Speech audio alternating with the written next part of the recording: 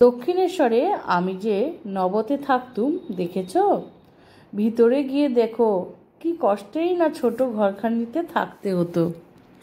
তার ভিতর কত সব জিনিসপত্র। 16 বছরের সময় এসেছি, তদবধি বরাবর ছিলুম।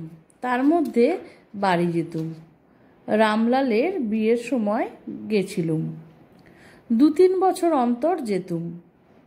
কখনো কখনো একা ছিলুম, আমার শাশুড়ি থাকতেন। মধ্যে মধ্যে গোলাপ, গৌরীদাসী এরা সব থাকতো। ওইটুকু ঘর, ওর মধ্যে রান্না, থাকা, খাওয়া সব। ঠাকুরের রান্না হতো, প্রায় পেটের অসুখ ছিল কি না, কালীর ভোগ সহ্য হতো না।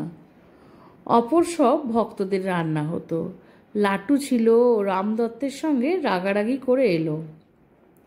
ঠাকুর বললেন, এই ছেলেটি বেশ, ও তোমার ময়দা ঠেসে দেবে। দিন রাত রান্নাই হচ্ছে। এই হয়তো রামদত্ত এলো, গাড়ি থেকে নেমেই বলছে, আজ ছোলার ডাল আর রুটি খাবো। আমি শুনতে পেয়েই এখানে রান্না চাপিয়ে দিতুম। 3-4 সের ময়দার রুটি হতো। রাখাল থাকতো, তার জন্য প্রায় খিচুড়ি হতো। সুরের মিত্তির মাসে মাসে ভক্ত সেবায় 10 টাকা করে দিত।